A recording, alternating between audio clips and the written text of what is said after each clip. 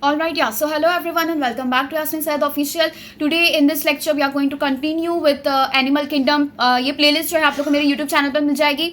Basically हमारे जो है एनिमल किंगडम के अब तक के 2 पार्ट्स बन चुके हैं. सबसे पहले जो है हमने पूरा इंट्रोडक्शन लिया था, उसके आगे जो है क्लासिफिकेशन वाला टेबल हमने किया था, और देन फाइनली आज से हम स्टार्ट करने जा रहे हैं विद द फाइलम्स. ठीक है, जो नॉन कॉर्डेटा में आते हैं.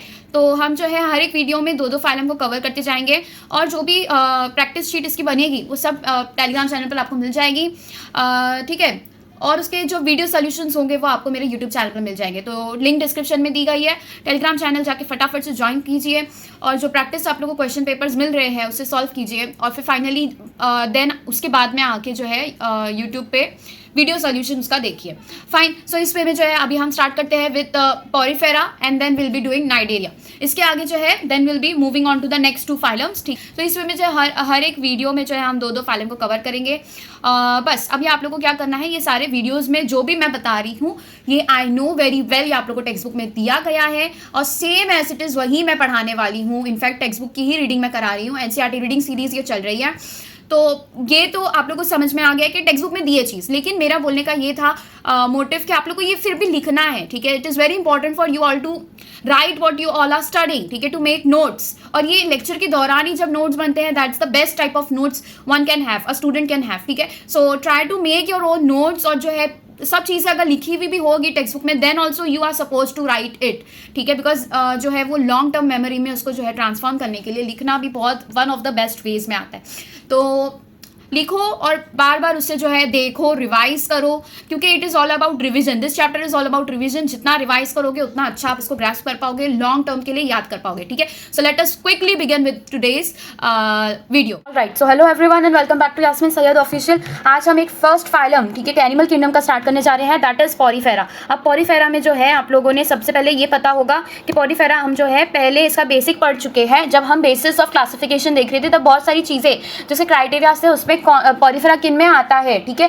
वो हमने देखा था. तो बहुत सारे क्राइटेरियाज है, वो क्राइटेरियाज में भी डिविजन्स थे, जैसे कि सिमेट्री, ये एक वन ऑफ द क्राइटेरिया है. ठीक है, इसकी बहुत सारी डिवीजन है, जैसे कि बायलैटरली सिमेट्रिकल होता है, कोई रेडियली होता है, और कोई असिमेट्रिकल होते हैं.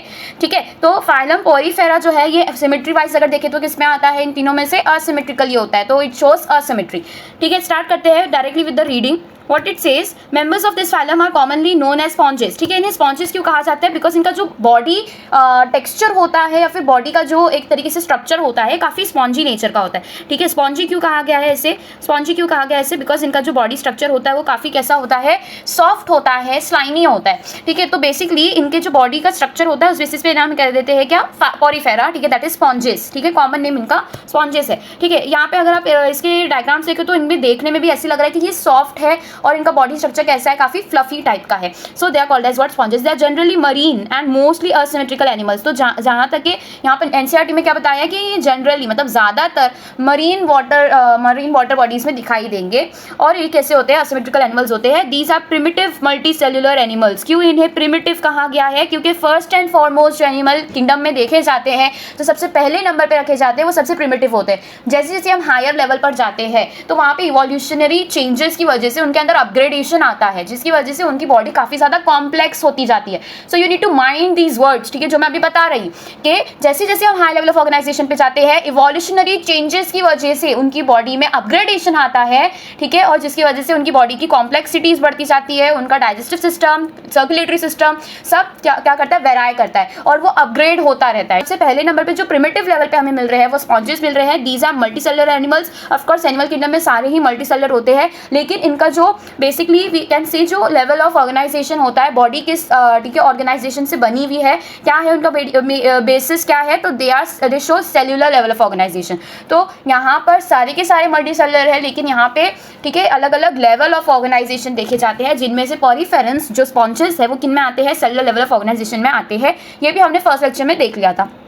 ठीक है, sponges have a water transport और कैनाल सिस्टम. अब यहाँ से थोड़ा कंफ्यूजन स्टार्ट होता है, क्योंकि यही ऐसी कुछ सिमिलर लाइन एकाइनोडर्म्स में भी दी हुई है. तो एकाइनोडर्मेटा में भी ऐसा ही कुछ दिया हुआ है, लेकिन वहाँ पर वाटर कैनाल सिस्टम नहीं दिया है, वाटर वेस्क्यूलर सिस्टम दिया है. So there is difference in both of them. हम पूरा डिफरेंस समझेंगे, लेकिन अभी तुम लोग को इतना समझ में आना चाहिए कि जो स्पॉन्जेस होते हैं दे हैव वाटर ट्रांसपोर्ट और कैनाल सिस्टम. तो ये कैनाल सिस्टम बेसिकली क्या करता है, इनका काम ये होता है कि पूरा जो वाटर इनके बॉडी में फ्लो करवाना है और वो वाटर जो भी वो मरीन हैबिटेट में रहते हैं, राइट, मरीन वाटर बॉडीज में रहते हैं, तो वाटर ही अपने अंदर ठीक है कंज्यूम कर सकते हैं। और वाटर को किस तरीके से कंज्यूम करना है, तो पूरा वाटर फ्लो करता है उनकी बॉडी में से और उसमें से जो इंपॉर्टेंट न्यूट्रिएंट्स है, जो भी उनका फूड है, उसमें से वो इंटेक वो उसको कंज्यूम करते हैं और बाकी का water they throw it out. ठीक है, तो ये काम होता है वाटर ट्रांसपोर्ट और कैनाल सिस्टम का। तो canal is basically the canal, you all understand, ठीक है, कैसे जैसे पाइपलाइन पूरी बनी होती है, ठीक है, एक कैनाल बना होता है, उस तरीके से इनकी बॉडी में एक रूट बना हुआ है जहाँ से वाटर एंटर करता है और एक रूट बना है जहाँ से वाटर एग्जिट करता है, जहाँ से वो ठीक है उसे दे थ्रो इट अवे। ठीक है, water enters through minute pores, ठीक है, पोर्स जैसे स्ट्रक्चर होते हैं जिन्हें हम क्या कहते हैं, ऑस्टिया कहते हैं। तो ये समझो, इसको पहले याद करना है आप लोग को। Water enters through minute pores called as ostia in the body wall into the central cavity called as spongocoel. ठीक है, from where it goes out through the osculum. यही इतनी ही लाइन आप लोग के लिए सबसे ज्यादा इसमें सबसे ज्यादा याद रखने वाली चीज है, क्योंकि यहाँ से बहुत सारी चीजें भूल जाते हो। सबसे पहले तो पॉरीफेरेंस में क्या मिलता है, वाटर वेस्क्यूलर सिस्टम मिलता है, ठीक है, वेस्क्यूलर सिस्टम मिलता है या फिर वाटर कैनाल सिस्टम मिलता है, क्या मिलता है वो आप लोग को डिसाइड करना है। ठीक है, वाटर वेस्क्यूलर सिस्टम किस में मिलता है, वाटर वेस्क्यूलर सिस्टम मिलता है एकाइनोडर्मेटा में। ठीक है, और water, my stylus is not working properly, water canal system किस में मिलता है, तो ये पॉरीफेरेंस में मिलता है।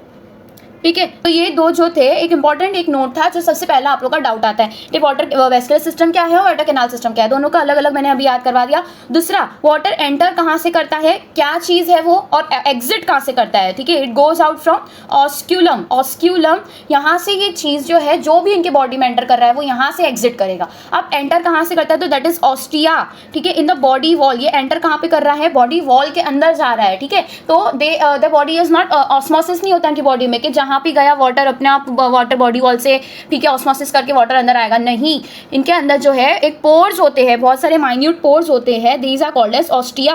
यहाँ पर अगर आप देखो तो ये सारे जो है दीज आर ऑस्टिया बेसिकली। ठीक है, तो ये जो भी आप लोग को दिख रहे हैं दीज आर ऑस्टियाज। अब यहाँ से एंटर करता है और जैसे कि यहाँ पर अगर आप देखो यहाँ पर भी ऑस्टियाज दिखाई दे रहे हैं बहुत सारे, यहाँ से एग्जिट करता है, दीज आर द ऑस्क्यूलम। तो ऑस्क्यूलम किस चीज के लिए होता है, फॉर एग्जिट। ठीक है, ऑस्क्यूलम किन चीजों के लिए होता है, एग्जिट के लिए। और ये जो माइन्यूट बहुत सारे दिखाई दे रहे हैं दीज आर ऑस्टियाज। ऑस्टियाज किस चीज के लिए होते हैं, एंटर करवाने के लिए ऑस्टियाज होते हैं, एग्जिट करवाने के लिए ऑस्क्यूलम होते हैं। एंटर किस में करवा रहा है, इनटू द बॉडी वॉल। ठीक है, ये बॉडी कैविटी के अंदर जाता है। ठीक है, तो ये पूरा क्या है, बॉडी वॉल है, this is the entire body wall, और यहाँ पर कैविटी प्रेजेंट होती है इनसाइड में। तो ये पूरा बॉडी वॉल क्रिएट कर रहा है और इसके अंदर वाली जो चीजें हैं उसे हम बॉडी कैविटी कहते हैं, जिसका नाम क्या है, स्पॉन्जोसील। तो तीन चीजें आप लोग को याद रखनी है, फर्स्टली इज ऑस्टिया, ठीक है, ऑस्टिया जो आप लोग को इसके अंदर दिया हुआ है, और दूसरा होता है ऑस्क्यूलम,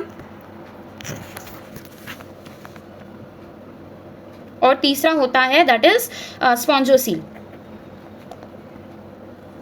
ठीक है, ऑस्टिया किस चीज के लिए है, एंटर करवाने के लिए है। ऑस्क्यूलम किस चीज के लिए है, एग्जिट के लिए है। ठीक है, और स्पॉन्जोसील क्या है, that is the body cavity that the poriferans possess. ठीक है, तो ये तीन चीजें आप लोग याद रखनी थी। This pathway of water transport is helpful in food gathering. ठीक है, किन चीज़ों के लिए होता है ये फंक्शन इसके यहाँ पे बताए हुए हैं। This pathway of water transport is helpful in food gathering, respiratory exchange and removal of waste. तो उनको जो भी ऑक्सीजन का रिक्वायरमेंट है, जो भी गैसेस का रिक्वायरमेंट है, वो सारा जो है किसके जो एक्सचेंज हो रहा है, ये किसके थ्रू हो रहा है, because of this water canal system. तो ये वाटर कैनाल सिस्टम जो इनके अंदर बॉडी में मिलता है ये बहुत ज़्यादा इंपॉर्टेंट होता है। अब इसके अंदर जो है directly spongocoel that is the body cavity इसके अंदर जा रहा है, इसलिए से हम वाटर कैनाल सिस्टम कहते हैं। एकाइनोडर्मेटास में एक वेस्क्यूलर पूरा एक ठीक है पाथवे बना होता है, जिससे वो हर एक उनके बॉडी के ठीक है टिश्यूज में पहुंचता है, जिसकी वजह से हम उसे वाटर वेस्क्यूलर सिस्टम कहते हैं। Vascular is related to vessels, तो वहां पे उनकी बहुत सारी वेसल्स मिलेगी। यहाँ पर वेसल्स मिल रही है क्या, नहीं। यहाँ पर क्या मिल रहे हैं, यहाँ पर माइन्यूट पोर्स मिल रहे हैं और कुछ माइन्यूट आउटलेट्स मिल रही है जहां से वो एग्जिट कर रहा है, और कुछ माइन्यूट पोर्स है जहां से वो एंटर कर रहा है। एंटर करने वाले पाथ को हम कहते हैं ऑस्टिया, और जहां से एग्जिट हो रहा है we call it as osculum. This pathway of water importance क्या है इसका, it is helpful in food gathering, respiratory exchange. तो वाटर में से जो भी द मरीन हैबिटेट, वाटर में जो भी ठीक है न्यूट्रिएंट्स है, जो भी उनके ठीक है प्रे है, उनको ट्रैप करने के लिए they require water canal system, and also for removal of waste. तो एक्सक्रीशन के लिए भी इनके लिए क्या है, वाटर कैनाल सिस्टम ही है। So one system is running the entire body, that is the water canal system. Choanocytes, ठीक है, और collar cells line the spongocoel and the canals. ठीक है, अब ये कैनोसाइट्स क्या है, these are the type of cells, इन्हें हम कौन से नॉर्मल नाम क्या इनका, collar cells, common name is collar cells, also it is called as choanocytes. ठीक है, they line the spongocoel and the canals. ठीक है, तो यहाँ पर कैनाल प्रेजेंट है, suppose this is the canal here. ठीक है। अब इधर पे कैनाल है, यहाँ से एंटर कर रहा है और यहाँ पे बहुत सारे माइन्यूट पोर्स है। This is the entire body, ठीक है, ये बॉडी वॉल है। अब अंदर से जो लाइन करेगा, अंदर से बॉडी कैविटी को जो फेस कर रहा है, जो बॉडी कैविटी को फेस कर रहा है, वहाँ पर जो सेल्स एक लेयर बना के प्रेजेंट है, वो सेल्स कौन से हैं? कोएनोसाइट्स के हैं। These are also called as what? Collar cells line the spongocoel, that is the body cavity and the canals also. कौन से दो कैनाल्स हमको पता है? तो that is ostia and osculum, ठीक है। This pathway is for food gathering, respiratory exchange and removal of waste. अब रिमूवल ऑफ वेस्ट कहा गया है, ठीक है। कोएनोसाइट्स का हमने पढ़ लिया, ठीक है। Digestion is intracellular, intracellular digestion यहाँ पे बताया गया। इंट्रासेल्युलर क्यों बोला गया है? देखो, दो तरीके के डाइजेशन होते हैं, एक होता है एक्स्ट्रा सेल्यूलर, एक होता है एक्स्ट्रा सेल्यूलर और एक होता है इंट्रासेल्यूलर। अब इंट्रासेल्यूलर, इंट्रा का मतलब ही क्या है कि सेल के कोई भी चीज के अंदर अगर हो रहा है ना, तो that is called as intra. तो सेल्यूलर और उसके पहले इंट्रा लगाया गया है, मतलब सेल के अंदर ही इनका डाइजेशन हो रहा है। एक्स्ट्रा सेल्यूलर का क्या मतलब है? क्या एक्स्ट्रा सेल्यूलर का ये मतलब होता है कि सेल के बाहर डाइजेशन हो रहा है? तो यस, इसका यही मतलब होता है कि सेल के बाहर डाइजेशन हो रहा है। अब कैसे हो रहा है? हमारी बॉडी में एक्स्ट्रा सेल्यूलर होता है या इंट्रा सेल्यूलर होता है? तो हमारे बॉडी में बेसिकली जो भी मेटाबॉलिज्म होता है वो हर एक सेल के अंदर होता है, लेकिन हमारा जो मेन डाइजेशन का प्रोसेस है, ठीक है, वो हमारे एलिमेंट्री कैनाल में पूरा, ठीक है, होता है, ठीक है, जो कि हर एक सेल के अंदर जाके डाइजेस्ट नहीं हो रहा है, लेकिन पूरा जो कैनाल है, पूरा एलिमेंट्री कैनाल है, वो मिलके इसे डाइजेस्ट कर रहा है, ठीक है। तो मतलब हमारा जो भी फूड होता है वो कैनाल के बेसिस पर, मतलब पूरे हमारे स्टमक में जाके डाइजेस्ट हो रहा है, स्मॉल इंटेस्टाइन्स में हो रहा है। तो कि ये स्टमक के अंदर एक कैविटी प्रेजेंट है, ठीक है, एक बैग लाइक स्ट्रक्चर जिसको हम स्टमक कहते हैं, ठीक है, वो पूरा सेल से कवर है, लेकिन जो डाइजेशन हो रहा है वो स्टमक के अंदर हो रहा है, ठीक है। बेसिकली यहाँ पर जो फूड डाइजेस्ट हो रहा है वो सेल के अंदर जाके नहीं हो रहा है, फूड सेल के अंदर जाके फूड डाइजेस्ट नहीं करवा रहा है, बट जो भी स्टमक के अंदर चर्निंग प्रोसेस हो रहा है, अदर प्रोसेसेस हो रहे हैं, उस वजह से हमारा फूड डाइजेस्ट हो रहा है। But in case of poriferans, इनका जो भी फूड होता है वो हर एक सेल के अंदर पहुँचता है और वो सेल जो भी डाइजेस्ट करके एक्सक्रीट रिलीज करता है, एक्सक्रीटा रिलीज करता है, वही उनका डाइजेशन का मेन प्रोसेस होता है। तो यहाँ पर, ठीक है, कोई भी ऐसे एक एलिमेंट्री कैनाल का प्रेजेंस नहीं है, ठीक है। यहाँ तो बहुत प्रिमिटिव नेचर का इनका है, तो ये खाली कैसा शो करते हैं? डाइजेशन इज इंट्रासेल्युलर डाइजेशन ये शो करते हैं। समझ आया? मतलब इनके पास में सपोज करते हैं ये पूरी बॉडी है, ठीक है, और ये बहुत सारे सेल से बनी हुई है, ठीक है। मैं थोड़ा जूम करके ऐसे सेल्स बना रही हूँ, they are made up of millions of cells, ठीक है। तो ये इस तरीके से बॉडी है इनकी। अब ये जो बॉडी के अंदर जो भी कैविटी के अंदर सपोज करो, ठीक है, कोई भी जो वाटर एंटर कर रहा है उसके अंदर से इन्होंने जो है न्यूट्रिएंट्स एब्जॉर्ब किया, हर एक ने एब्जॉर्ब किया, हर एक सेल ने एब्जॉर्ब किया, ठीक है, हर एक सेल ने एब्जॉर्ब किया। अब वो एब्जॉर्ब करने के बाद में जो भी उसके अंदर का यूज़ करने के बाद एक्सक्रीटा रिलीज होगा, जो भी वेस्ट मटेरियल रिलीज होगा वो सेल में से रिलीज होगा, ना कि वो कोई ठीक है कोई एनल रीजन से आउटलेट होगा उसका, नहीं, वो सेल में रिलीज, सेल के थ्रू रिलीज होगा और बॉडी में जाएगा और अगेन ऑस्क्यूलम के थ्रू वो वाटर कैनाल सिस्टम के थ्रू वो ऑस्क्यूलम से एग्जिट करेगा। तो यहाँ पे जो सेल है वो पूरा डाइजेशन प्रोसेस अपने अंदर कैरी करते हैं, ना कि कोई एक कैविटी है जो ठीक है कैरी कर रही है, ये सेल के अंदर ही पूरा डाइजेशन प्रोसेस हो रहा है, ठीक है। The body is supported by a skeleton made up of spicules और स्पॉन्जिन फाइबर्स, ठीक है। तो बॉडी को स्टेबल रखने के लिए कहीं पर उन्हें जो है अटैच करवाना है, अपनी बॉडी को एक स्ट्रक्चर देना है, एक स्ट्रक्चर पजेस करना है, तो उसके लिए they have what their body supported by a skeleton, ठीक है। The body is supported by a skeleton, the skeleton is made up of what?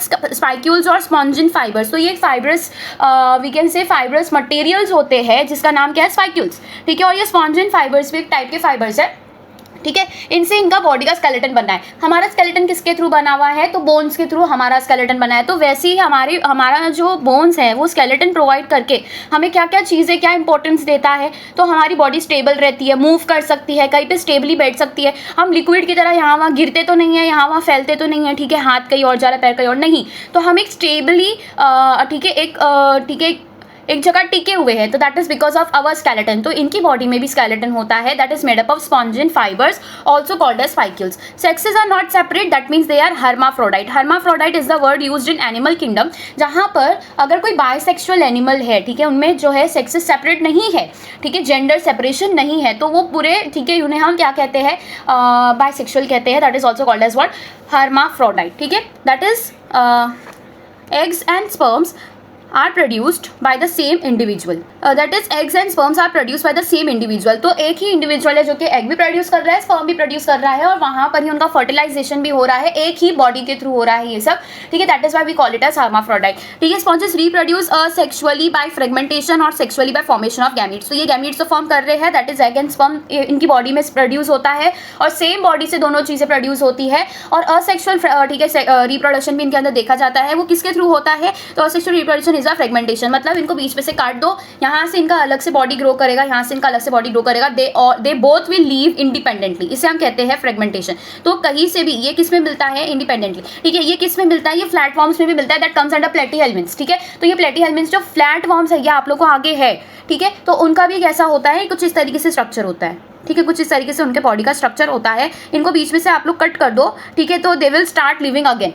ठीक है. यहाँ से इनका बॉडी हमने कट कर दिया, यहाँ से भी ग्रो करेंगे, यहाँ से ग्रो करेगा, both will live their independent life, ठीक है. उनको किसी की भी रिक्वायरमेंट, किसी की भी डिपेंडेंसी नहीं होगी. So this is called as fragmentation and that is seen in poriferans, ठीक है. Sexually by formation of gametes. Fertilisation is internal. अब इंटरनल फर्टिलाइजेशन और एक्सटर्नल फर्टिलाइजेशन बताया है. और डेवलपमेंट इनडायरेक्ट होता है, having a larval stage which is morphologically distinct from the adult. अब यहाँ पर एक जो आप लोगों को क्राइटेरिया बताया गया था, उसमें थोड़ा बेसिक आप लोग को ये भी बताना चाहिए था कि दो चीज़ें होती है, ठीक है. एक तो फर्टिलाइजेशन का प्रोसेस, ठीक है. फर्टिलाइजेशन जो आप लोग को दिया हुआ है इसमें,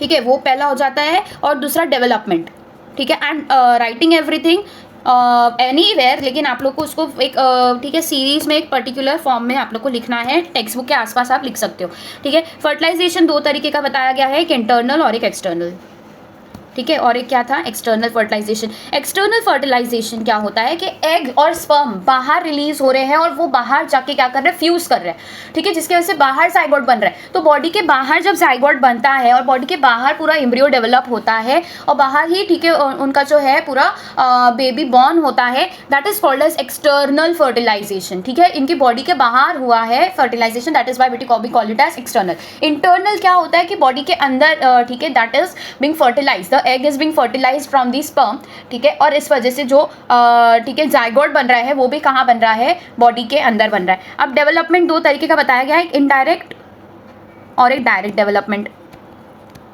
ठीक है. डायरेक्ट डेवलपमेंट और इनडायरेक्ट. अब इनडायरेक्ट में देखो यहाँ पर बताया गया कि इनके अंदर बहुत सारे स्टेजेस होते हैं. जैसे बताया गया कि पहला वो बीच में लार्वल स्टेज से गुजरते हुए फिर अडल्ट स्टेज में जाता है. तो indirect stage, indirect development is that kind of development जहाँ पर जो भी एम्ब्रियो फॉर्म हुआ है या फिर जो भी बॉर्न होता है बेबी, वो अडल्ट वाले पॉरीफेरेंस की तरह या फिर अडल्ट वाले ऑर्गेनिज्म की तरह नहीं दिख रहा है, उसे हम कहते हैं इनडायरेक्ट डेवलपमेंट, ठीक है. जैसे हमें पता है कि बटरफ्लाई, जिनका जो हम लाइफ साइकिल देखते हैं, वो कैटरपिलर होता है, लार्वल स्टेज होता है, बहुत सारे उनके अंदर स्टेजेस होते हैं. तो वहां पर भी डेवलपमेंट कैसा मिलता है? इनडायरेक्ट डेवलपमेंट मिलता है. बटरफ्लाई किसके अंदर आता है? आर्थ्रोपोडा के अंदर आता है, ठीक है. Arthropoda is one of the phylum under kingdom Animalia. तो ये जो चीजें हैं इनडायरेक्ट डेवलपमेंट वहां पर बताया गया है. अब इन केस ऑफ ह्यूमंस, ठीक है, मैमल्स में अगर आप देखो, मैमल्स जब बेबी बॉर्न होता है ह्यूमंस का, ठीक है, क्या वो सेम दिखते हैं? जैसे पेरेंट्स दिख रहे हैं वैसे ही दिखते हैं. उनके अंदर भी वही सेम स्ट्रक्चर होता है, हेड होता है, ठीक है, नेक होता है, 2 हैंड 4 लिम्स होते हैं, तो सेम दिखते हैं, राइट. डिफरेंसेस तो होते ही है, बेसिक डिफरेंसेस, थोड़े बेसिक डिफरेंसेस नहीं होते हैं, डेप्थ में डिफरेंसेस देखे जाते हैं, लेकिन ओवरव्यू अगर हम देखेंगे तो दोनों सेम ही दिखते हैं, ठीक है. अडल्ट वाला भी और न्यू बॉर्न इन्फेंट भी. तो वो उसको हम क्या कहते हैं? डायरेक्ट डेवलपमेंट, ठीक है. इनडायरेक्ट डेवलपमेंट में क्या होता है? अलग अलग स्टेजेस होते हैं जिसके अंदर पूरा बॉडी ऑर्गेनिज्म ही अलग होता है. कैटरपिलर देखो, वो बटरफ्लाई के जैसा बिल्कुल नहीं दिखेगा. तो बटरफ्लाई जो है डायरेक्टली बटरफ्लाई को, ठीक है, जन्म नहीं देती है. They don't give birth to exactly butterfly. वो उनके अंदर बहुत सारे अलग स्टेजेस आते हैं, कैटरपिलर स्टेज, लार्वल स्टेज, जो कि बहुत ज़्यादा अलग दिखते हैं as compare to butterfly stage, ठीक है, अडल्ट स्टेज. तो इसे हम कहते हैं इनडायरेक्ट डेवलपमेंट. तो यहाँ पे इसने क्या कहा है कि फर्टिलाइजेशन इंटरनल हो रहा है, दैट मीन्स बॉडी के अंदर हो रहा है. डेवलपमेंट इनडायरेक्ट है. इनडायरेक्ट का मतलब ही यही है कि जो भी न्यू बॉर्न इन्फेंट होगा वो अडल्ट पेरेंट की तरह नहीं दिखेगा, मतलब वो अलग उसका स्टेज होगा, ठीक है. That has a larval stage which is morphologically distinct. Morphologically मतलब देखने में ही उनका पूरा मॉर्फोलॉजी अलग है. जैसे पॉरीफेरेंस दिखते हैं वैसे उनके न्यू बॉर्न इन्फेंट्स, ठीक है, नहीं दिखते हैं. Distinct from the adult one. ये समझ आ गया, दो तरीके के फर्टिलाइजेशन और दो तरीके के डेवलपमेंट हमने देख लिया। अब इसके एग्जाम्पल्स आप लोग को बहुत बार पढ़ने पड़ेंगे, तब जाके आप लोग को याद होंगे। एग्जाम्पल है साइकॉन में साइफा, ठीक है। अब यहाँ पर देखो Spongilla fresh water sponge and you sponge या बाथ स्पॉन्ज, इनके जो इसके अंदर दिए हुए हैं, दैट इज तो ये ब्रैकेट के अंदर जितने भी नाम दिए गए हैं ये सारे कैसे नाम है, these are the common names, ठीक है। तो ये कॉमन नेम्स है, आप लोग को एग्जाम में कॉमन नेम्स आएंगे या साइंटिफिक नेम्स आएंगे, we can not tell this. दोनों ही नाम बहुत ज़्यादा इंपॉर्टेंट है, ठीक है। दोनों ही नाम आप लोग भूल भी सकते हो, उसकी भी प्रोबेबिलिटी है, दोनों नाम आने की भी प्रोबेबिलिटी है। जरूरी नहीं है कि सिर्फ साइंटिफिक नेम्स को ही ज़्यादा इंपॉर्टेंस दिया जाता है या सिर्फ कॉमन नेम्स को इंपॉर्टेंस दिया जाता है, दोनों बहुत इंपॉर्टेंट है, आप लोग को दोनों नाम याद रखने हैं। समझ आया। अब cipher is the common name for साइकॉन, fresh water sponge is the ठीक है common name for Spongilla, and you Spongia के लिए कॉमन नेम क्या है, bath sponge. You Spongia bath sponge, ये आप लोग अगर ये एक चीज याद रख लोगे तो साइकॉन और साइफा जो ये दोनों सिमिलर दिख रहे हैं, राइट। यहाँ पर भी साइक है, यहाँ पर भी साई है, तो ये दोनों तो आप इस पर कंफ्यूजन नहीं होगा। आप लोग को याद सिर्फ एक ही चीज रखनी है, you Spongia is the bath sponge. और बाथ स्पॉन्ज को आइडेंटिफाई करना भी बहुत ज्यादा ईजी होता है। कुछ इस तरीके से हमारा बाथ स्पॉन्ज दिखता है जो हम बाथरूम में यूज करते हैं for rubbing our body.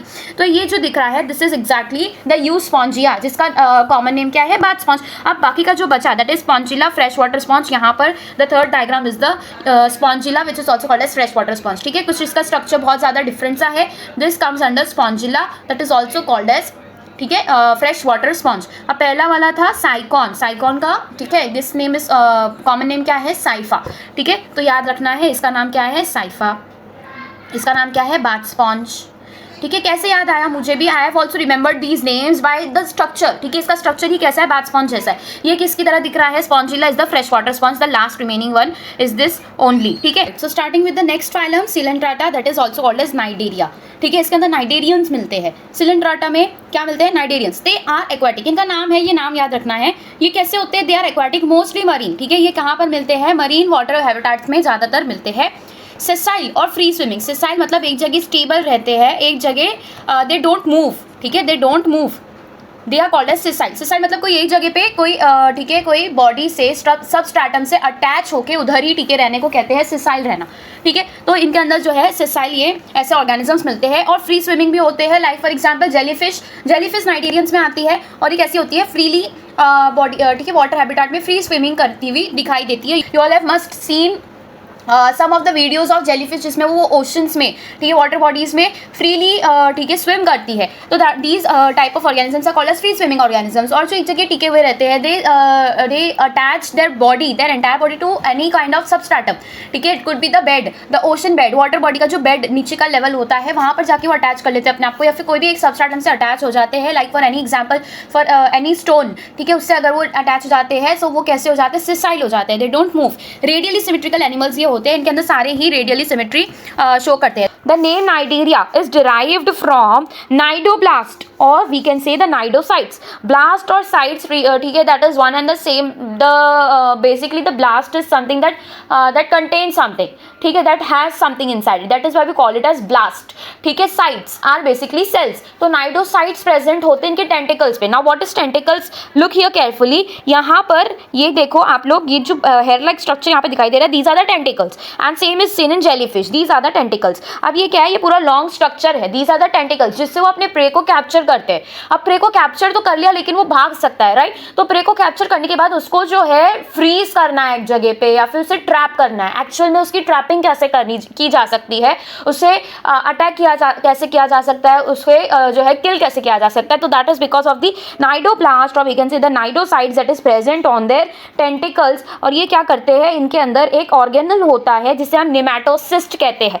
The organelle is called as nematocyst, ठीक है। Nematocyst is the organelle present inside this particular cell which is called as what, cnidocyte और नाइडोब्लास्ट, ठीक है। इनके अंदर निमैटोसिस्ट प्रेजेंट होते हैं जो क्या काम करते हैं, nematocyst are the stinging cells. Stinging cells मतलब जो स्टिंग करते हैं, ठीक है। सो वी ऑल नो जो एंड्स होती है, some type of end sting, ठीक है, हनी बी स्टिंग, तो इनके पास में भी स्टिंगिंग के कुछ ना कुछ ऑर्गेनल्स, कुछ स्ट्रक्चर्स प्रेजेंट होते हैं। Same is the case of this cnidarians, इनके पास में स्टिंगिंग कैप्सूल्स प्रेजेंट होते हैं दैट हेल्प्स इन फ्रीजिंग और किलिंग दी प्रे, ठीक है। सो प्रे या फिर कोई भी डेंजर ऑर्गेनिज्म उनके सामने है तो वो इस तरीके से डिफेंड करते हैं। सो नाइडोब्लास्ट ये क्या है, एक स्ट्रक्चर, ये सेल्स होते हैं जो प्रेजेंट होते हैं on the tentacles of the organism, ठीक है। इस तरीके से ये टेंटिकल्स बनते हैं इनके, these are the tentacles and there are the presence of cells that we can see on tentacles। जो cells इनके पास में present होते हैं, so basically ये cells में एक organelle type we can say that is called as nematocyst, ये organelle present होता है which are also called as stinging capsules that helps in stinging the prey, ठीक है, or the organism around them which contain the stinging capsules present on the tentacles and the body, ठीक है। तो इनके पास में basically cnidarians क्यों कहा जाता है, it is derived from nidoblast or nidocytes which contain the, ठीक है, that is present on tentacles and the body, ये जो है उनकी बॉडी पे प्रेजेंट होते हैं। जो सेल्स प्रेजेंट होते हैं टेंटिकल्स में, इसके अंदर एक ऑर्गेनल होता है। सो फर्स्ट ही मैंने यहाँ पर बताया कि जो टेंटिकल्स है, this particular whole structure is called as what, tentacles, ठीक है। और उसके बाद में ये टेंटिकल्स के ऊपर जो सेल्स प्रेजेंट है that is called as cnidocytes, और ये नाइडोसाइट्स के अंदर जो स्ट्रक्चर प्रेजेंट है that is called as nematocyst. तीन चीज क्लियर हो गई। Cnidoblast are used for anchorage, defence and for capture of the prey. I know ये लाइन लेटेस्ट वाले एडिशन ऑफ एनसीईआरटी में नहीं दी गई है, लेकिन still you have to study from it, because एक दो लाइन एक्स्ट्रा अगर आप पढ़ रहे हो तो उसके अंदर आप लोग का कोई नुकसान नहीं होगा। लेकिन अगर आपने वो लाइन छोड़ दी और जस्ट इन केस क्वेश्चन आ जाए, ठीक है, it is, I am not saying it is probable for this these type of questions to come, लेकिन अगर आ जाता है जस्ट इन केस तो you will not be able to answer that. So for study purpose and for एक safer side में रहना है तो पुरानी बुक को ही रेफर करो, ठीक है, तो that is better. Cnidoblast are used for anchorage. पहला काम क्या होता है, कहीं पर भी सबस्ट्रेटम से अटैच होने के लिए, that is called as anchorage. Anchorage क्या होता है, बेसिकली जो ट्री ग्रो कर रहा है, सपोज जो ट्री ग्रो करता है, ठीक है, उसके रूट्स ग्रो करती जाती है, ठीक है, और वो रूट्स सिर्फ ग्रो करके जो है एक जगह स्टेबल नहीं रहती है। बेसिकली इसके रूट्स के भी multiple small baby roots grow होते हैं जो कि एक स्ट्रॉन्ग मास जिसका ज़्यादा हो, ठीक है, जिसका वेट ज़्यादा हो, इतने ज़्यादा हैवी ट्रीज को एक जगह स्टेबल रखते, that is because of this particular root system, ठीक है, that is present below the ground, और इसी हम कहते हैं एंकरेजिंग, ठीक है। इस पार्ट को हम क्या कहते हैं, एंकरेज। तो एंकरेज क्या होता है, कोई एक चीज़ में जाके अपने आप को फिट कर लेना, वहाँ पे स्टेबल हो जाना, that is called as anchoraging. तो ये नाइडेरियंस जो होते हैं, ठीक है, नाइडोब्लास्ट जो होते हैं इसका काम करते हैं, डिफेंस का काम करते हैं and for the capture of the prey. समझ आ रहा है। नाइडोब्लास्ट क्या है, these are the cells present on the tentacles. तो बेसिकली टेंटिकल्स उनसे अगर आप देखो, if you see a movements of और the locomotions of jellyfish, you will come to know वो किस तरीके से जाके they get attach to any sort of substratum, ठीक है ना। फिगर 4.7 देखने के लिए बोल रहा है। फिगर 4.7 में क्या दिया है, okay, now this is cnidoblast. Cnidoblast is a cell, this is the entire cell. अब इसके अंदर से this particular part which I am highlighting right now, ये पार्ट को हम पूरा क्या कहते हैं, दिस इज द निमैटोसिस्ट। ये निमैटोसिस्ट इस तरीके से राउंड अप होता है इन दिस पर्टिकुलर पार्ट, और जैसे ही कोई प्रे कोई प्रे है जिसे कैप्चर करना है, जिसे किल करना है, ये पूरा फटाफट से बाहर आता है और उससे जो है they sting it with the help of this particular thread like structure that is coming out from the nematocyst. तो ये पूरा निमैटोसिस्ट है, ये पूरा तुम्हारा cell, the cell we can say the cnidoblast और नाइडोसाइट, ठीक है। ये किस पर प्रेजेंट है, तो एक लॉन्ग टेंटिकल प्रेजेंट है जिसके ऊपर एक पर्टिकुलर सेल प्रेजेंट होता है। बहुत सारे सेल्स प्रेजेंट होते हैं और ये एक सेल का स्ट्रक्चर है। Which kind of cell it is, the stinging cells, ठीक है, that has the stinging capsules, ठीक है, these are called as nematocyst. समझ आ गया इसका स्ट्रक्चर, मैंने इसका नेमिंग करा दिया, this is your nematocyst which is the organelle. ये ऑर्गेनल है और ये पूरा जो बॉडी स्ट्रक्चर है ये एक सेल है, ठीक है। ये सेल के अंदर का ऑर्गेनल कौन है, निमैटोसिस्ट है। So cnidarians exhibit tissue level of organisation. ये नाइडोब्लास्ट का फंक्शन समझ में आ गया, ठीक है। Don't ignore it just because it is not given in the latest NCERT, you have to read each and every line for safer side, ठीक है। ठीक है, cnidarians exhibit tissue level of organisation and are diploblastic. Of course tissue level of organisation, क्योंकि अभी just हमने देखा cellular level of organisation, कुछ इकट्ठे हुए थे, कुछ सेल इकट्ठे हुए थे और ऑर्गेनिजम्स बनाए थे जिसे हम पॉइफेरेंस में ऐड करते हैं, they are commonly called as sponges. अभी जो है थोड़ी ही कॉम्प्लेक्सिटी में अभी हम पहुंचे हैं, तो यहाँ पे टिश्यू लेवल ऑफ ऑर्गेनाइजेशन देखा जाएगा, मतलब सेल्स मिल तो रहे हैं, एक टिश्यू फॉर्म कर रहे हैं, ठीक है। अभी वो सेल्स मिलके टिश्यू फॉर्म कर रहे हैं, कलेक्शन अलग अलग फॉर्म कर रहे हैं, जिसकी वजह से they get a gastrovascular cavity, ठीक है। तो यहाँ पे कुछ टिश्यूज फॉर्मेशन हुए हैं जिसके वजह से हर एक टिश्यू को अलग अलग नाम दिया जा सकता है। एक कैविटी फॉर्म होती है गैस्ट्रोवेस्कुलर कैविटी, जहां पर सारे डाइजेशन का प्रोसेस होता है, एक्सक्रीशन का प्रोसेस होता है। सो पहले लेवल ऑफ ऑर्गेनाइजेशन हम देख रहे थे कैसा है इनका टिश्यू लेवल ऑफ ऑर्गेनाइजेशन है। They are diploblastic of course because इनके अंदर जो थर्ड लेयर प्रेजेंट नहीं हो सकती until they do not form a layer, ठीक है, वो टिश्यू फॉर्म कर रहे हैं, कोई ऑर्गन फॉर्म नहीं कर रहे, तो डिप्लोब्लास्टिक हो गए। They have a central gastrovascular cavity इनके पास में देखी जाती है with a single opening mouth, ठीक है, that is on hypostome. Hypostome एक स्ट्रक्चर होता है जहां पर माउथ उनका प्रेजेंट होता है। तो ये माउथ जो है बेसिकली हाइपोस्टोम जो है इसी को हम ओरल कैविटी कह सकते हैं, ठीक है। अगर यहाँ पर आप देखो तो हाइपोस्टोम ये है, ठीक है, दिस इज द हाइपोस्टोम। यहाँ पर जो है वो इनगल्प करेंगे, ठीक है, यहाँ पर वो इनगल्प करेंगे। देख look at this is hypostome, ठीक है। और यहाँ पर जो है दिस पर्टिकुलर स्ट्रक्चर जिसके ऊपर माउथ प्रेजेंट है, this small structure is the mouth, this is the actual mouth. और ये जिस पर्टिकुलर स्ट्रक्चर पे प्रेजेंट है उसे हम कहते हैं हाइपोस्टोम। हाइपो बेसिकली बिलो, ठीक है, स्टोम इज माउथ, तो below the mouth the structure that is present for supporting the mouth that is called as hypostome. It is a somewhat hard structure. hypostome थोड़ा सा हार्ड स्ट्रक्चर होता है और ये single opening इनके पास में होती है basically things to remove things out, और उनको जो इनगल्प करने का काम है वो भी वो एक ही जगह से करते हैं, that is through their mouth. Single opening इनके पास में होती है। गैस्ट्रोवेस्कुलर कैविटी सेंट्रली प्रेजेंट होती है। सो गैस्ट्रोवेस्कुलर कैविटी इस तरीके से सेंट्रली इनकी बॉडी में प्रेजेंट होगी। समझ आ गया। Next, digestion is extra cellular और इंट्रासेलुलर, दोनों तरीके का डाइजेशन देखा जाता है इनके अंदर। एक्स्ट्रा सेलुलर भी होता है जो आउटसाइड द सेल बन रहा है, ठीक है, that is in the gastrovascular cavity में हो रहा है, वो डाइजेशन कैसा होगा, एक्स्ट्रा सेलुलर होगा। और जो सेल के अंदर हो रहा है, ठीक है, हर एक सेल में इंडिविजुअली हो रहा है, that is intracellular digestion. Some of the cnidarians example corals have skeleton composed of calcium carbonate. तो कैल्शियम कार्बोनेट की बात आगे भी की गई है, लेकिन आप लोगों को ये याद रखना है कैल्शियम कार्बोनेट की बात इधर भी की गई है। ज्यादातर मेजॉरिटी में बात एकाइनोडर्म्स में देखा जाता है, एक्स मोलस्का में देखा जाता है, तो मोलस्का में भी बात की गई है। लेकिन यू हैव टू रिमेंबर कि यहाँ पे सिलेंट्राटा दैट इज नाइडेरियाज में भी कुछ ऐसे ऑर्गेनिज्म, कुछ ऐसी स्पीशीज है जिनके पास में बॉडी स्केलेटन बना हुआ होता है, किसका, कैल्शियम कार्बोनेट का। उसका एग्जांपल क्या है, कोरल्स अगर आप देखो दे इंक्लूड और we can say they consist inside them pearls, वो पर्ल्स को मैन्युफैक्चर करते हैं एक तरीके से, ठीक है, ठीक है, there is a long process behind it, ठीक है। पर्ल्स हमको मिलते हैं कोरल्स में से। So corals that body structure we can say that we have seen, you must have seen somewhere, ठीक है। कैल्शियम कार्बोनेट का हार्ड स्ट्रक्चर उनका होता है, स्केलेटन होता है। So some of the cnidarians, so these corals are included under cnidarians. Corals किस में आते हैं, नाइडेरियंस में आते हैं। Cnidarians exhibit two basic body forms, ठीक है, इनके अंदर दो तरीके के बॉडी फॉर्म्स देखे जाते हैं, बी इट यंग और एडल्ट, ठीक है, ऐसा कुछ मैटर नहीं करता एज वाइज जो है इनका ये बॉडी स्ट्रक्चर डिफर नहीं करता है। यहाँ पे बॉडी स्ट्रक्चर एडल्टहुड में भी सेम होता है और मतलब यंग एज में भी सेम होता है, but they exhibit two types of body forms because of differences in the type of reproduction they show. अब देखो क्या कह रहा है यहाँ पे, टू बेसिक बॉडी फॉर्म्स होते हैं, पॉलिप और मेड्यूसा होते हैं। The former is sessile and cylindrical form like hydra and Adamsia. Adamsia is this is the scientific name for sea anemone, यहाँ पर दिया है, ठीक है, सी एनिमोन के लिए this is the scientific name. तो एडम्सिया समझ आ गया, हाइड्रा समझ में आ गया। यहाँ पे इसका कार्टून स्ट्रक्चर बताया गया है कि किस तरीके से बेसिकली वो सिसाइल क्यों कहा गया है, इन्हें जो है अम्ब्रेला लाइक स्ट्रक्चर क्यों कहा गया है। You can see umbrella like structure यहाँ पर एक कार्टून फॉर्म में हम देख सकते हैं। तो वैसे ही यहाँ पे अम्ब्रेला लाइक स्ट्रक्चर दिखाई देता है, this is the umbrella like structure.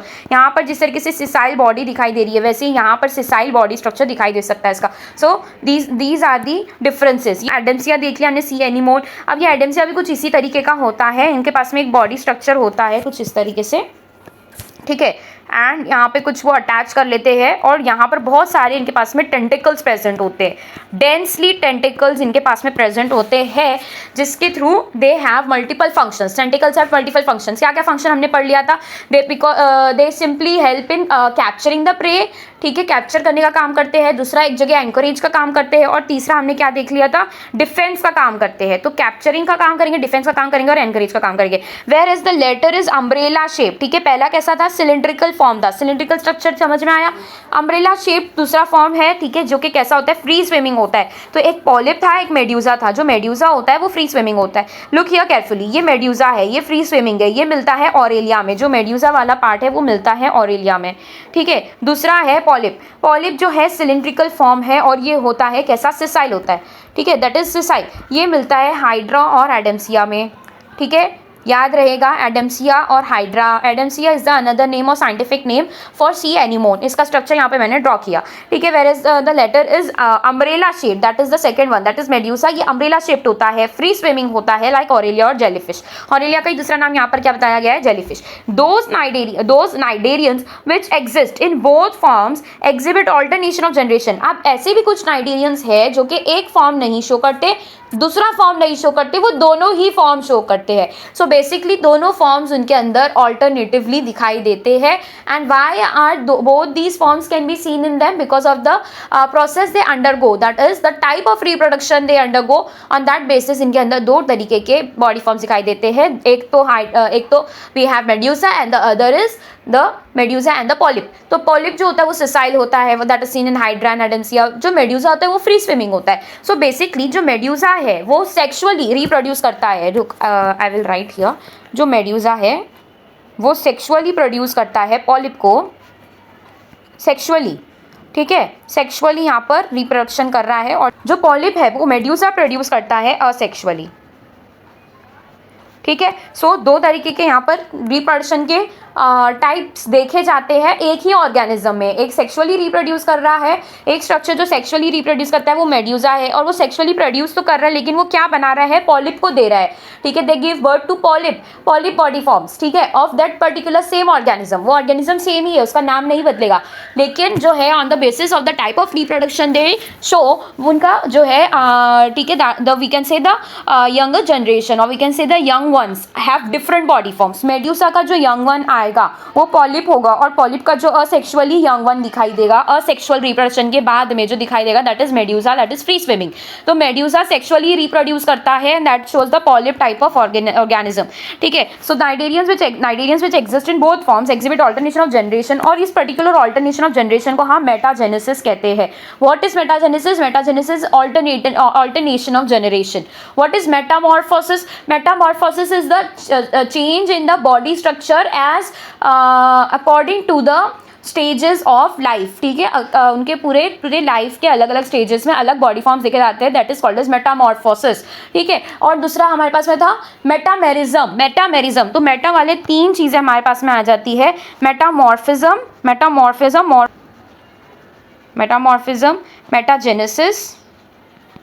Metagenesis और मेटामेरिज्म। मेटामेरिज्म किसे हमने पढ़ा था, व्हाट इज मेटामेरिज्म? ये एनालिड्स में दिखाई देता है, ठीक है, द बॉडी सेगमेंट्स, ठीक है, that haves the body organs inside it, ठीक है, रिपीटेशन उनका शो होता है, उसे हम कहते हैं metamerism. What is metamorphism? The differences that is seen in the body forms और we can say the body structure because of the different stages of life they are in, ठीक है। मेटाजेनेसिस क्या है? The alternation of generation, that is called as metagenesis. Now polyps produce medusae asexually and medusae forms the polyp sexually. Example इसका आ जाता है ओबीलिया। तो ओबीलिया का क्या नाम होता है? दैट इज सी फर, ठीक है, this is one of the type, ठीक है। ये पॉलिप होता है और ठीक है मेड्यूसा, दोनों बॉडी फॉर्म शो करता है। ये एक ठीक है one of the examples under cnidarians, इसको हमें रखना है और इसका कॉमन नेम आप लोग को याद रखना है, सीफर, ठीक है। तो ये आप लोग कॉमन नेम इसके नहीं दिए लेकिन साइंटिफिक नेम दिए गए हैं, तो उसके कॉमन नेम याद रखो। देखो मेरा ये फंडा है कि अगर कॉमन नेम दिया है तो साइंटिफिक नेम करना जरूरी नहीं है, ठीक है, इतना जरूरी नहीं है अनटिल अनलेस वो बहुत ज़्यादा फेमस साइंटिफिक नेम है, तब तक कि उससे जो है आप लोग को याद करना, ऐसे ढूंढ के याद करना जरूरी नहीं है। लेकिन द केस और द मोमेंट आप लोग को कोई साइंटिफिक नेम दिख रहा है तो उसका कॉमन नेम आप लोग याद रखो। पहला ये होगा कि उसको आप लोग को याद रखने के लिए, मेमोराइज करने के लिए इजी हो जाएगा। दूसरा उसको जो है कॉमन नेम से पूछा जा सकता है, ठीक है। जो कॉमन नेम है उसको साइंटिफिक नेम से नहीं पूछा जा सकता, लेकिन जो साइंटिफिक नेम है उसका कॉमन नेम दिया जा सकता है, ज्यादा प्रोबेबिलिटी है, ठीक है। So Obelia is the another name और we can say the scientific name for sea fur. अब फटाफट से हम इसके एग्जांपल्स देख लेते हैं। Firstly is the Physalia, that is the Portuguese man of war. तो फाइसेलिया पी से स्टार्ट होता है, पोर्चुगीज पी से स्टार्ट होता है। अपने तरीके से कोई भी ट्रिक्स जो भी आप लोग को आती है बस याद करना है, that is the destination, that is the aim, तो आप लोग को वही करना है, ठीक है। Whatever can be the method, किसी भी मेथड से याद करो। फाइसेलिया मैंने इस तरीके से याद किया, पी से एक ही यहाँ पर और कोई पी से आप लोग एग्जाम्पल मिलेगा नहीं जहां पर फाइसेलिया दिखाई दे रहा है, और ज्यादातर एग्जाम्पल्स ईया से एंड हो रहे। तो बेसिकली ज्यादातर जो ओबेलिया, ऑरेलिया, एडम्सिया, फाइसेलिया, तो ये सारे जो एग्जाम्पल्स है ये ज्यादातर नाइडेरियाज में दिए दिए जाते हैं, देखे जाते हैं। तो फाइसीलिया दूसरे कोई फाइलम का हो नहीं सकता। और अगर नाइजीरिया का है तो पी से सिर्फ एक ही था, that is Portuguese man of war. इस तरीके से मैंने उसे याद किया, ठीक है। तो Physalia is Portuguese man of war. Next is Adamsia, that is called as sea anemone, जिसका स्ट्रक्चर मैंने अभी आप लोगों को यहाँ पे बताया कि बहुत ज्यादा डेंस उनके पास में टेंटिकल्स होते हैं। Pennatula, Pennatula is sea pen, of course the pen is common in both of them. तो इस तरीके से आप लोगों को याद रखना है, तो आप याद रख सकते हो। गॉर्गोनिया सी फेन, तो दो चीजें हमारे पास में, सी पेन और सी फेन, और सी फर एक अलग से आ जाता है, दैट कम्स अंडर ओबीलिया। तो ये सारे आप लोग के पास में 3 सी वाले आ जाते हैं। आगे और भी सी वाले एग्जाम्पल्स आएंगे, तो आप लोग जितना याद रखोगे उतना कम कंफ्यूजन होगा। जितने याद करने की कोशिश कर सकते हो याद करो। मेनड्रीना इज द ब्रेन कोरल्स, ठीक है। तो मेनड्रीना बेसिकली ब्रेन कोरल्स को कहा जाता है। गॉर्गोनिया सी फेन है और पेन्नाट्यूला सी पेन है, ठीक है। अभी मेरे साथ में जितने एग्जाम्पल्स हमने पढ़े वो यहाँ पे लिखते हैं, ठीक है। Firstly we got to know Adamsia, ठीक है, और दूसरा था Physalia, Physalia. Third we have Aurelia, then we had Hydra, ठीक है, ये हो गया। अब 2 सी पेन है और एक सी फेन है, तो गॉर्गोनिया जो था वो सी फेन था, ठीक है, और जो पेन्नाट्यूला था वो सी पेन था, ठीक है। इसके कॉमन नेम बता देती हूँ, Adamsia is your sea anemone, ठीक है, sea anemone. Physalia is the another name for, यहाँ पे पी आ रहा है तो इस तरीके से याद कर लो, पोर्चुगीज मैन ऑफ वॉर इसके अंदर का है। ऑरेलिया इज जेलीफिश, हाइड्रा एक सिसाइल है, गॉर्गोनिया सी फैन है, पेन्नाट्यूला सी पेन है, ठीक है। और अगर कोई एग्जाम्पल्स रह गए हैं, मेएंड्रीना इज ब्रेन कोरल, यहाँ पे स्पेस नहीं है, थोड़ा यहाँ पे लिख लो, मेएंड्रीना इज द ब्रेन कोरल्स, ठीक है। तो यहाँ पर इतने एग्जाम्पल्स हो जाते हैं। एटलीस्ट आप लोग को यहाँ से 7-8 एग्जाम्पल्स याद रखने ही है, जितने दिए पूरे याद रखने हैं। Next comes Ctenophora. अब ये टीनोफोरा एक